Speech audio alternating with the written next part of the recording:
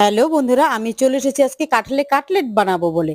তো কাঁঠাল পেড়ে নিলাম একটা, আর বটি পেতে কাটতেও বসে গেলাম। কাঁঠালটাকে খুব ভালো করে কেটে নেব, একদম ছোট ছোট করে ডুমু ডুমু করে। কাঁঠাল কাটা হয়ে গেছে, এবার জলে চুবিয়ে ধুয়ে নেব খুব ভালো করে।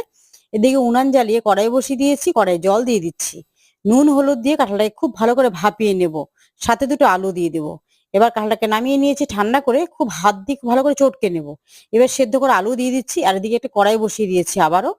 সে কড়াইয়ের মধ্যে তেল দিয়ে পেঁয়াজ কুচি, তারপর রসুন বাটা, আদা বাটা আর কাঁচা লঙ্কা কুচি দিয়ে খুব ভালো করে ভেজে নিয়ে কাঁঠালটাকে দিয়ে কাঁঠালের মধ্যে দিয়ে দিলাম।